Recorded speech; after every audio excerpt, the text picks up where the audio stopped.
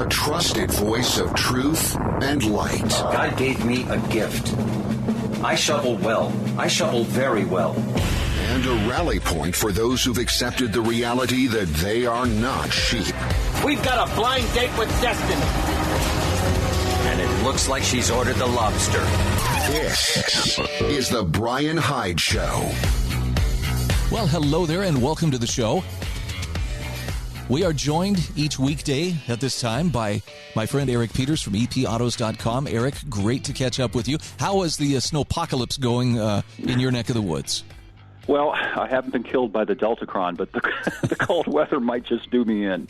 Did you guys, did the storm live up to the hype? I understand this was going to be a big one. Oh, every bit of it. Okay. Every bit of it. For once, they actually got it 100% right. We got dumped on more than a foot of snow, biting cold wind, and then on top of that, ice, sleet, and freezing rain. So I now live in an Arctic wasteland. Even my diesel tractor has had a time of it trying to push this stuff because it's compacted and thick. It's like almost solid cement at this point.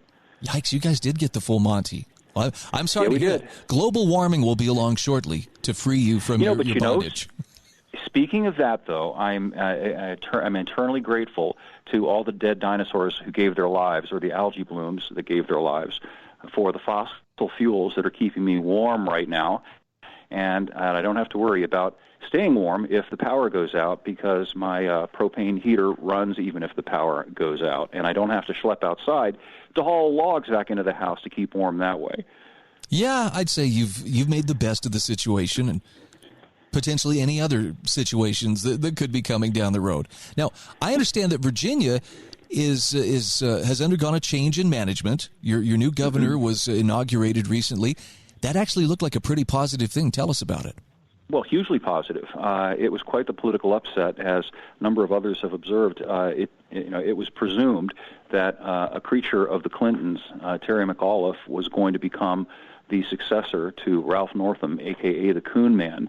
But I think woke fatigue changed those plans, and we got Glenn Youngkin, who's a Republican, which is quite something given the political pull of Northern Virginia and of Richmond, which dominate the state politically. But having said that, I think that even in those very, very red areas of Virginia, there is fatigue with wokeness and the past 2 years and the calamity that has been visited upon all of us as a result of these insane, demented leftist policies. So we got Youngkin, and I was ambivalent about him because he seemed to me to be kind of a rhino, Mitt Romney kind of a guy at first and based on his record. But within an hour of having been sworn in, he issued a blizzard of executive orders that were quite encouraging, including rescinding mask mandates in schools and also anti-jab mandates for the state generally and vaccine pass mandates. So that's a really good sign, particularly when you factor into account that he was basically putting a thumb in the eye to these crazy people who dominate in Northern Virginia and Richmond. That's good. And actually, I understand this may be a boon for voters in Michigan who recently I think it was the state's Democratic Party, had tweeted something out about how parents shouldn't be involved in telling teachers or telling school administrators what their kids should be learning because they're not there to learn what their parents want them to know. They're there to learn what society wants them to know. They since have deleted that tweet. They've walked it back. Hey, that's not representative. But it's the same thing that got McAuliffe in trouble when he said parents have no room to be involved in this. Yeah, it's literally the same thing that sealed the doom of McAuliffe. And there was some contretemps regarding that up in Loudoun County, where I used to live, which is very, very close to D.C., where the local school board had attempted to impose this gender-fluid rule that allowed biological boys to use the same bathrooms as biological girls. And there was a particularly gross incident of multiple rape committed by a boy who was given access to the girls' bathroom, and they tried to shut that up. And even worse, they tried to shut up the parents of the kids who were assaulted, and that didn't sell well. I think, and it tells us that while there are crazy people out there, they are in the minority, even among Democrats who are not all crazy. They're just Democrats. I think when we talk about this, we have to be very careful to separate out the people who are genuinely out of their minds, by which I mean the hardcore left people, and ordinary Democrats who I think are becoming weary of this almost as much as people like you and I have become weary of it. Yeah, the great dividing line that I'm seeing, and this includes some Democrats and unfortunately some Republicans as well, is the people who feel that they have the prerogative to control the other folks around them and use state force in order to accomplish that. Yep. Well, that's always been a thread that has run through American politics, but now we're seeing it devolve to its inevitable end result, which is insanity. It's no longer about, should we raise property taxes in your area in order to build another school and in order to raise teacher salaries? That's something that a libertarian would object to. It's something many conservatives would object to. Now we're talking about putting boys in girls' bathrooms, and things of that type, which are insane. It's no longer just about control. It's about mental illness, derangement, and it's about normalizing abnormalcy. You and I talked a little bit off the air about this thing I caught this morning as I was prepping for the show. There's a substitute teacher who's posted a video that's going all around the net who got fired from the school where she was working because she refused to meow back at a boy in her class who identifies as a cat. Wow. How dare she? I mean, really. She refuses to be conscripted into his fantasy. That is just unthinkable. Exactly. And most people, and I use that term deliberately because I think it encompasses most people, whether you're a Democrat or Republican, would hear about something like that and go, that's crazy. It's no longer about reasonable differences of opinion about whether A or B should be done, whether we should pay more or less taxes. It's about things that are corrosive to a sane society, whether we're talking about kids meowing and identifying as cats or walking around with multiple diapers on and an astronaut helmet. Did you catch the thing I wrote the other day about that other teacher? I did, and I like the term you coined, Ronamonomania. Yeah. Brilliant. And the kicker is that this guy was doing a Zoom-type rant that he put out to his students, so he wasn't even in proximity to a single other human being, but he's so out of his mind with hate and fear that he's promulgating this narrative that his students are vectors of disease from his self-isolated cell somewhere, wearing his literal spaceman helmet and his diaper over his face. It's insane. Well, and the profane rant he goes on to. Now, this is a tenured professor, but he's unhinged. And I'm trying to be kind. I'm trying to be deferential, but I don't see how any person could watch his rant and come away thinking, no, he's right. That's a reasonable approach. Well, I think it is kind to identify him as mentally ill. I think it is the unkindest thing of all to shy away from identifying that sort of illness as anything other than illness. And multiple other examples of that. In your part of the country, you probably saw this business. I think it's the Salt Lake Tribune that published an editorial, urging that the National Guard be used to keep the dreaded unvaxxed locked down in their homes. This is pathological. These people are dangerous. It's no longer about, I understand that so-and-so is alarmed, they're afraid of disease. These people are dangerous. They're out of their minds, and it's time, first of all, that we identify them as that in order to treat this and hopefully to cure it. I actually saw a video clip on Twitter earlier today. Someone had taken this while they were waiting in the plane to be pushed back from the ramp and, taxi out to take off. And they just were kind of surreptitiously videoing a guy sitting across the aisle from him who put on five masks, one after the other. And the caption just said, "Tell me this isn't a mental illness." Sure, right. And somehow we're not supposed to notice that and comment on it. I think we have reached a very dangerous point, a fulcrum point, where by not calling this out, and not in an abusive way, just simply saying this person has a severe mental problem and this person is in need of therapy and treatment, what we're doing is fostering more of it. We're accelerating and ramping up this manufactured hysteria and terror that a lot of people who have fallen victim to it legitimately feel. I don't doubt for a minute that guy who put on the 5 masks was performing some kind of virtue signaling kabuki. I think people like that really do believe that that's going to keep them safe. But that doesn't make them any less crazy. We used to see people pushing shopping carts underneath overpass bridges wearing masks and gloves, and you'd look at them and you'd feel bad for them because that person clearly had a psychiatric problem. Well, now we've got millions and millions of people in this country who have severe psychiatric problems and are badly in need of being treated. Well, and again, the danger is, it's not that we're trying to single them out and say, boy, they should be called out as mentally ill. The problem is they want to bring us into their psychosis, and they look at us with they look at us with side glances because we're not buying into the same fears. Sure, and that brings us back to the boy who meowed.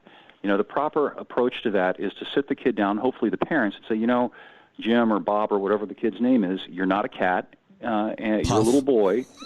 And explain the difference to him.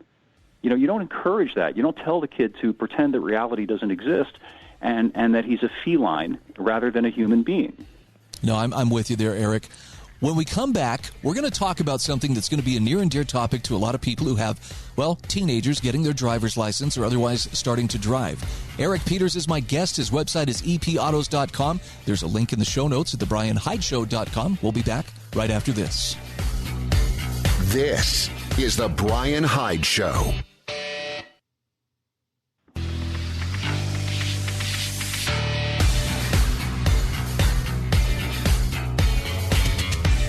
This is the Bryan Hyde Show.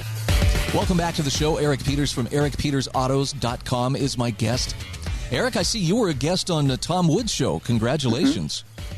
Oh, yeah, Tom and I go way back. I've been on his show a bunch of times. He's a great guy and also a heavyweight hitter when it comes to talking about libertarian political issues and economic issues.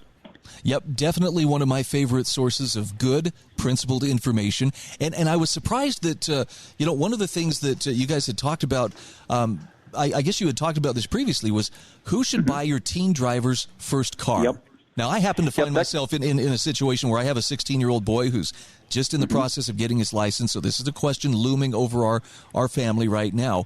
Where do you begin a discussion like that?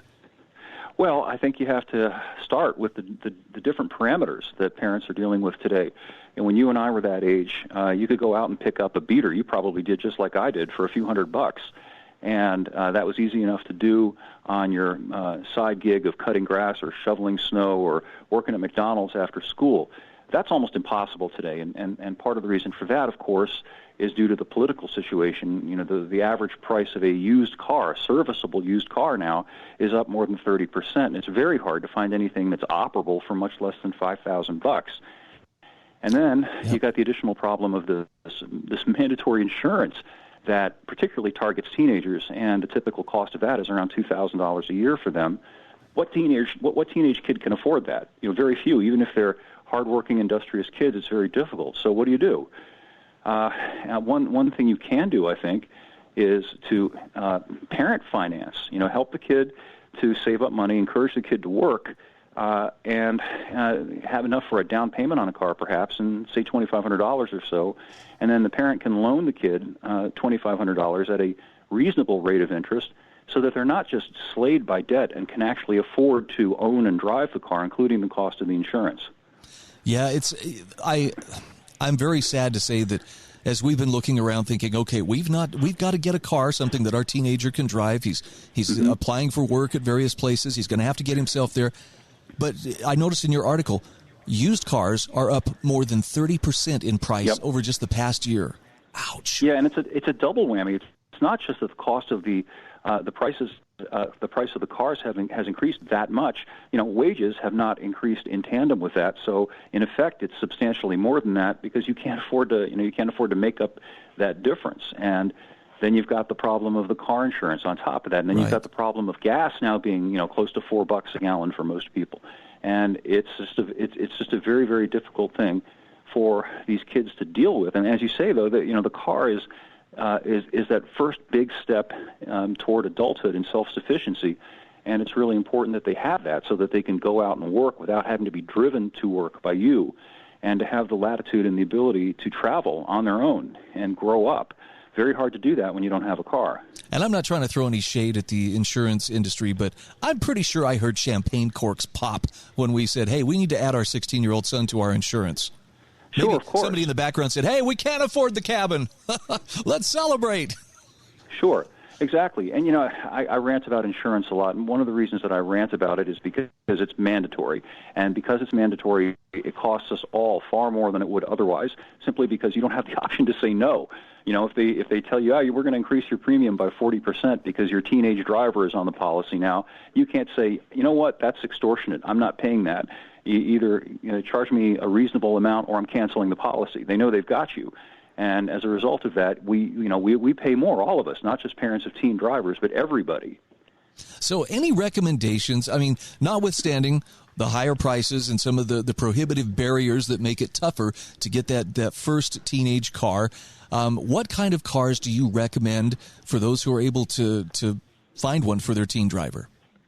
Well, this isn't going to make me popular with teenagers who are listening to this, but I strongly recommend extremely unpopular cars. Minivans being one very good example. Those are pretty much the most utilitarian and unsexy vehicles on the market, and they depreciate staggeringly, even in this market, because, parents will buy them, and then their kids will make a mess out of them, and they're just not very appealing on this second go-around. But they're great vehicles, not only in terms of their affordability, but also when you think about it, a teenage kid who's going to go off to college or who's going to spread his wings or her wings and go out into the world can use a vehicle that's sizable, that can carry around all their stuff, and maybe they can even sleep in it if they want to on a road trip somewhere. So that's one thing that I strongly recommend that people who are looking for a good first used car go for. And of course, there are also the standby cars. The Toyota Corolla is the anvil standard of cars. It's very hard to hurt a Corolla. Those things will go 250,000 miles easily. They're not sexy, they're not fast, but they're wonderfully durable cars that hold on to their value. And same thing goes for the Honda equivalent, the Civic. That's an excellent car. The Hyundai Accent's also a good car, too. Okay. I want to bounce one off you just because this is my oldest son bought a used police Crown Victoria. And it was excellent choice. Ugly as sin, but he still maintains that it was the best car for him to own. Now, he drives a Volkswagen Passat, TDI, loves it. It's an awesome vehicle. But he speaks with such fondness of that old Crown Victoria because that thing was just, it was literally bulletproof. It had Kevlar in the doors and the whole 9 yards, but that car just would not quit.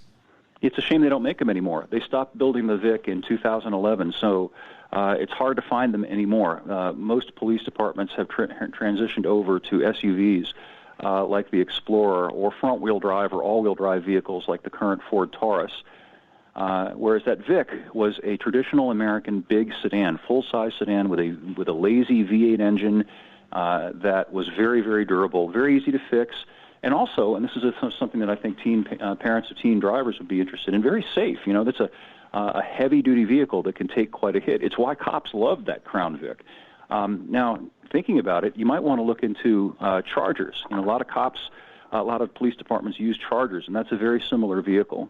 And there are probably some of those that are coming onto the auction market or, police auctions, things of that nature, where you could find them. That would be a great choice as well. I don't want to sound like I'm wringing my hands here, but I severely lament that pickup trucks are so unaffordable these days, even old pickup trucks. Mm-hmm.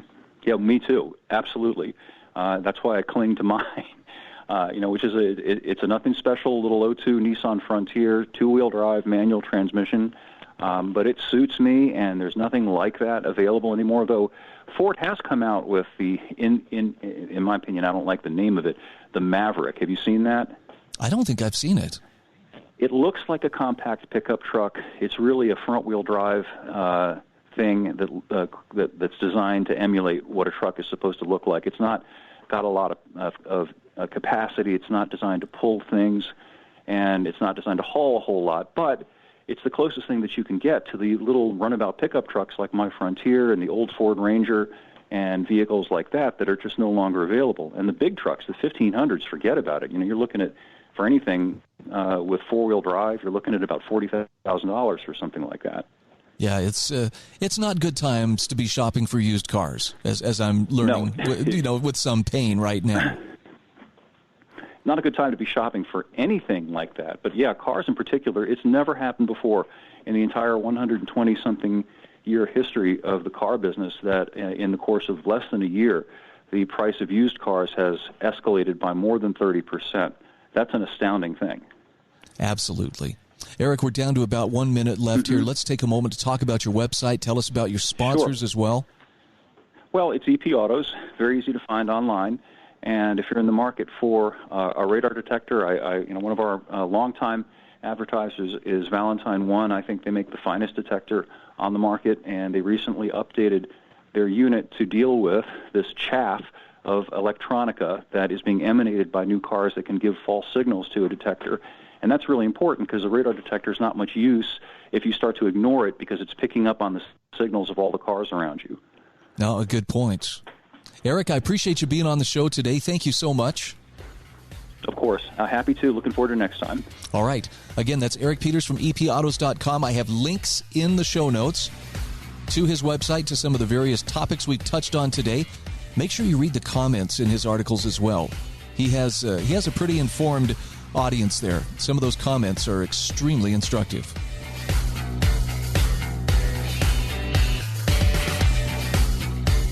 This is the Bryan Hyde Show.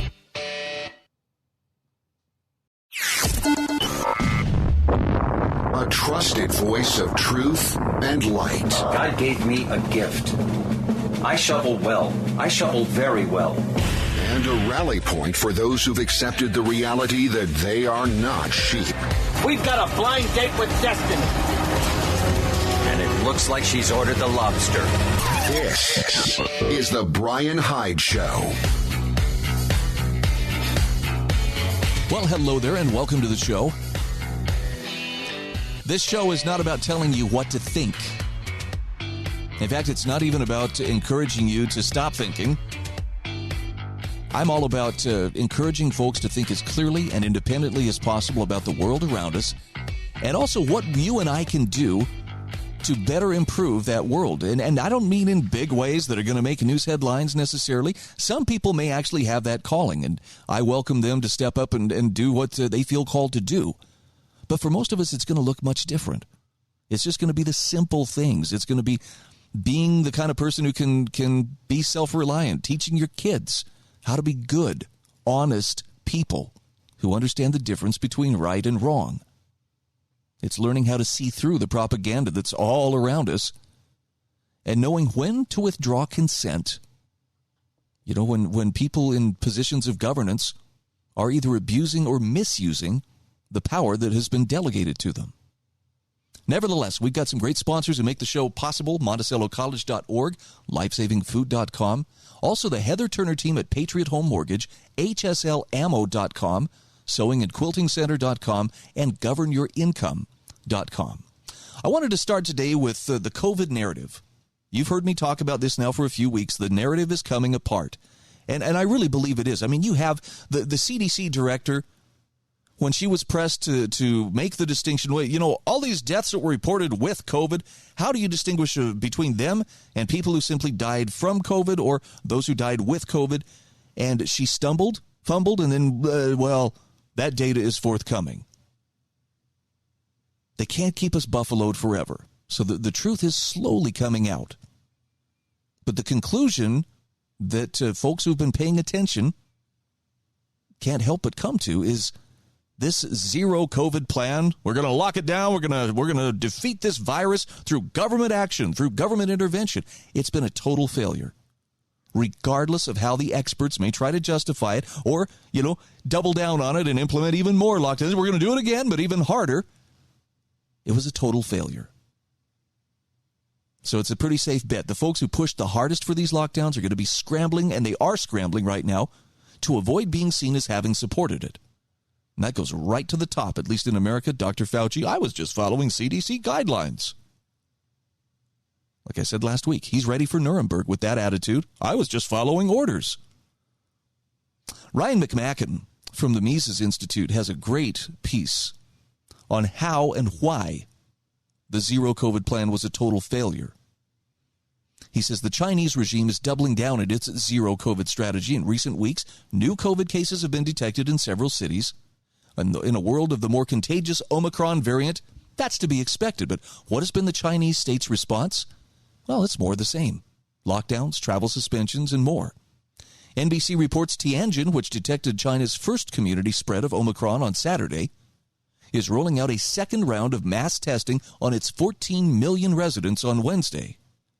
The outbreak has already spread to Anyang, a city in Henan province about 300 miles away, prompting a full lockdown.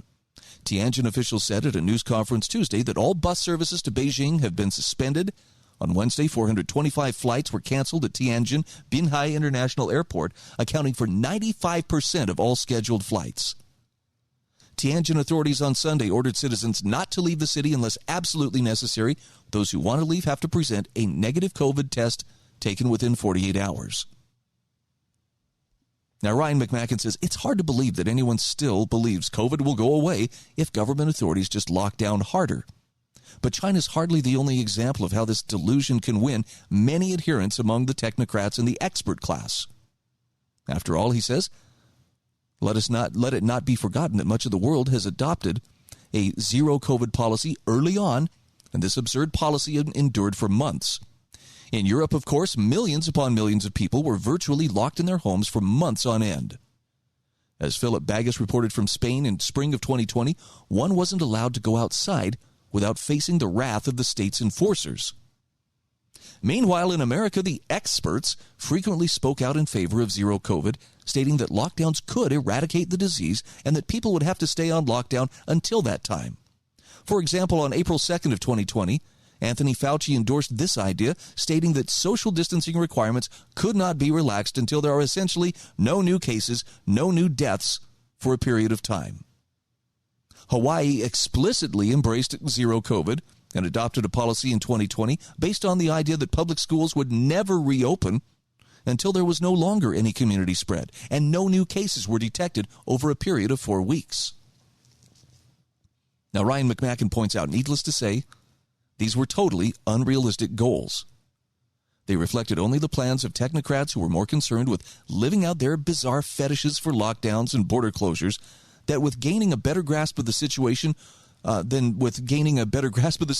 or respecting basic human rights. Even Australia, an island nation that could plausibly hope to actually close its borders, they've given up on the idea. In other words, the experts in America wanted to recreate Chinese despotism in America. They adopted a lockdown policy that had already been long rejected. Lockdowns were already expected to bring long-term side effects, like surges in mental health problems.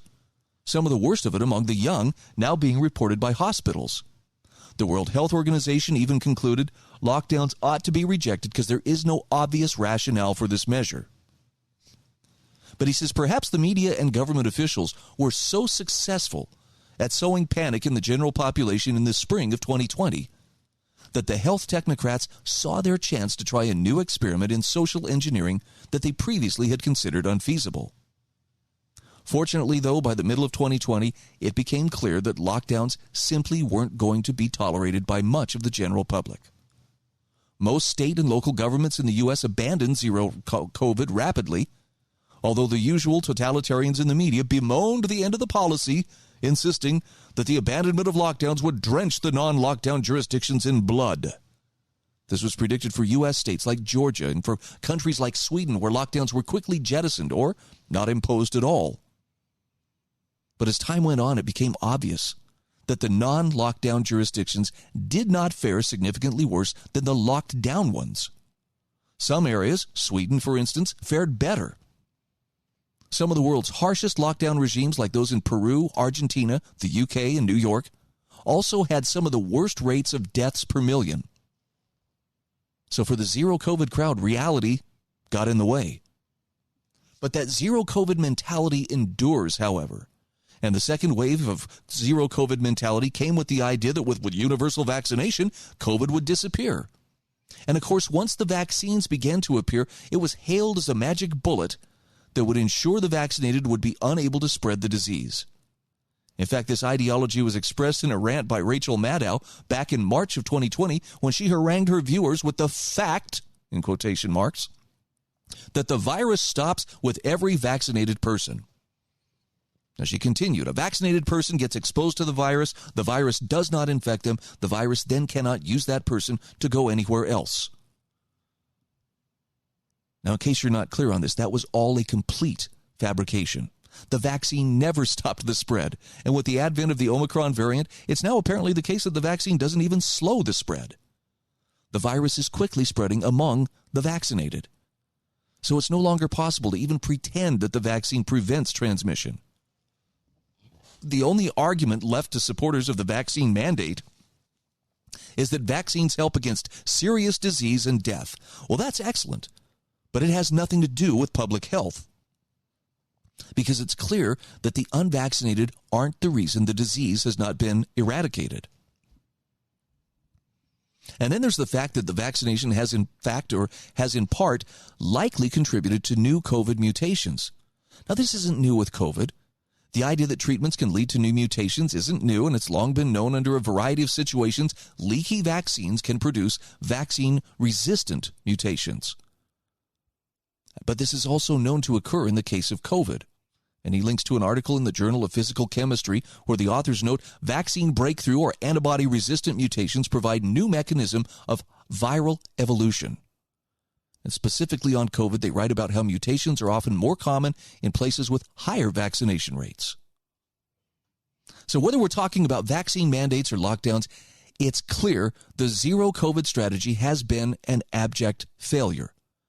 Now, they're still trying it in some places like China, where government propaganda is largely unquestioned and where people practice unquestioning obedience to the regime at a scale that makes the all-too-complacent West look downright rebellious by comparison. But Ryan McMacken warns, don't expect the experts in any country to give up on their slogans anytime soon. He says it's clear that the reality will eventually catch up with them. Whether or not any respect for human rights remains at the end of it all, well, that's another matter. Check out the link I provide to this article in the show notes at thebryanhydeshow.com. We'll be back in just a moment.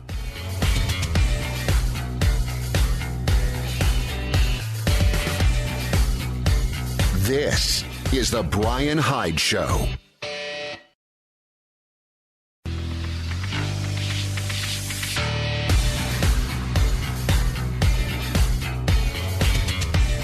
This is The Bryan Hyde Show. Hey, welcome back to the show. Just want to give a quick shout out here to the Heather Turner team at Patriot Home Mortgage, located in St. George, Utah. A lot of folks have been moving to the Beehive State, and if you are one of them, and particularly if you are looking for a home and need a mortgage, whether it's a VA loan, a traditional loan, a reverse mortgage, or even just to refinance your existing home, you need to talk to the Heather Turner team at Patriot Home Mortgage. Heather has decades of experience in the lending industry. She also clearly understands the ins and outs of what lenders and borrowers need. She's the one you want on your side when you need to make things happen, when time is of the essence. You can call Heather at 435-703-4522. You can also reach out and visit her at 619 South Bluff Street in St. George. Her NMLS ID is 715386, and Patriot Home Mortgage is an equal housing opportunity lender.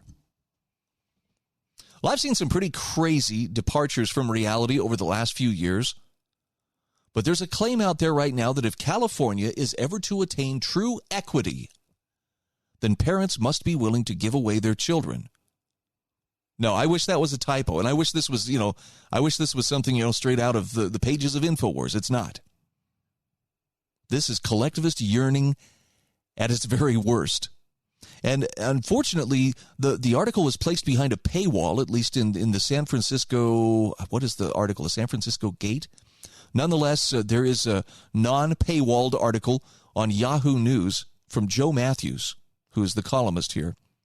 But listen to what Matthews is asking. Matthews says if California is ever going to achieve true equity, by which I think he believes means inequality of outcomes, the state must require parents to give away their children. Today's Californians often hold up equity, the goal of a just society, completely free from bias, as our greatest value. Governor Gavin Newsom makes decisions through an equity lens. Institutions from dance ensembles to tech companies have publicly pledged themselves to equity. But their promises are no match for the power of parents. Fathers and mothers with greater wealth and education are more likely to transfer these advantages to their children, compounding privilege over generations. As a result, children of less advantaged parents face an uphill struggle. Social mobility has stalled, and democracy has been corrupted. More Californians are abandoning the dream. A recent Public Policy Institute of California poll found declining belief in the notion that you can get ahead through hard work. So Joe Matthews says, well, my solution, making raising your own children illegal, is simple. And while we wait for the legislation to pass, we can act now. The rich and poor should trade kids, and homeowners might swap children with their homeless neighbors. I know, you, like me, or you went, what was this guy smoking before he sat down to write this? Now he says, I recognize some naysayers will dismiss such a policy as ghastly, even totalitarian. Well, Joe, I hate to break it to you, but that was one of the big tenets of communism is, the family is obsolete. It's a relic. It's one of those classist warfare things. So, yeah, under communist regimes, children are property of the state. But please continue. Tell us where you want to go with this, and let's see if you're actually reinventing the wheel or just, if you're offering something new. He says, my proposal is quite modest, a fusion of traditional philosophy and today's most common political obsessions. In his Republic, Plato adopted Socrates' sage advice that children be possessed in common, so that no parent will know his own offspring nor any child his parents, in order to defeat nepotism and create citizens loyal not to their sons, but to society. Today, a policy of universal orphanhood aligns with a powerful social trend that points to less interest in family. Californians are slower to marry, are having fewer children, our birth rate is at an all-time low. So he says, my proposal should be politically unifying, fitting hand in glove with the most cherished policies of progressives and Trumpians alike. Oh, is there anything in between those, Joe? Just wondering. Because maybe there's some nuance at work here, but please continue on. He says the leftist introduction of anti-racism and gender identity in schools faces a bitter backlash from parents. Ending parenthood would end the backlash, helping dismantle white supremacy and outdated gender norms. That's probably the most totalitarian thing I've read in a while. Now, he says Democrats would also have the opportunity to build a new pillar of the safety net, a child-raising system called foster care for all. Over on the right, Republicans are happy to jettison parents' rights in pursuit of their greatest passions, like violating migrant rights. Once you've gone so far as to take immigrant children from their parents and put them in border concentration camps, it's a short walk to separating all Americans from their progeny. Universal orphanhood also dovetails nicely with the pro-life campaign to end abortion rights. Justice Amy Coney Barrett, during a recent case that could overturn Roe, inspired this column. She posited that abortion rights are no longer necessary because all 50 states now have safe haven laws allowing women to turn their babies over to authorities after birth. My proposal would merely make mandatory such handovers of babies to the state. Now, he says, perhaps such coercion sounds dystopian, but just imagine the solidarity that universal orphanhood would create. Wouldn't children raised in one system find it easier to collaborate on global problems? Now, I don't expect universal support for universal orphanhood. A few contrarians lost in the empty chasm between American extremes might object to this rational proposal on emotional grounds. They might argue that pursuing your own conception of family is fundamental to freedom. They may also suggest that people really don't want to start or finish at the same point in life. They may even say that what we really desire is what the title orphan of the musical Annie demanded. I didn't want to be just another orphan, Mr. Warbucks. I wanted to believe I was special. But Joe Matthews says don't pay those critics any mind because they just can't see how our relentless pursuit of equity might birth a brave new world. Now, maybe he's writing this as satire. I hope that he is. Maybe my sarcasm detector is jammed up and I'm not seeing, the point he's trying to make here, but I don't know about you. Becoming a parent was one of those great clarifying moments in life for me. And the way that I knew that this was a great clarifying moment, I mean, look, our first pregnancy, it was exciting. We're starting a family, and my wife and I were just all excited, and we watched, the baby's development. We took the Lamaze classes, and, I really had no idea what I was in for, and I suspect I'm probably not alone in that.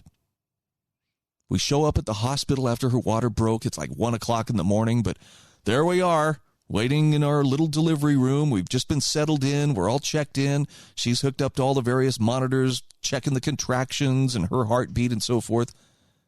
And from the room down the hall, we hear screaming, legit screaming of a woman, going through labor and delivery.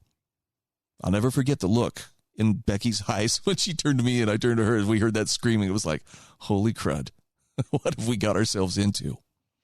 But that wasn't the moment of clarity. The moment of clarity came when my daughter Mason arrived. And that little baby came into the world and she started to cry. And, I was of course pretty stunned just to realize here she is. She's finally here. And my sister-in-law turned the camcorder to me and says, well, Dad, say something. And I went to speak, and I couldn't. I was overcome with this incredible wave of joy. You've heard the phrase tears of joy. Those tears of joy would wash over me like a wave multiple times over the next few hours. And I had no idea that it was going to affect me that way. I mean, it was a powerful, powerful experience. And I'm not ashamed to tell you, my entire perspective shifted at that moment. And it wasn't just, the wonder of birth. What shifted my perspective was the realization that I now had a stewardship in which I was directly accountable to God, who had allowed my wife and I to participate in the process of procreation. And it was very humbling. I could feel the weight of responsibility come down on my shoulders. But it's also been the most amazing and beautiful experience ever. Don't get in the way of stewardship. Things like this. This is the Bryan Hyde Show.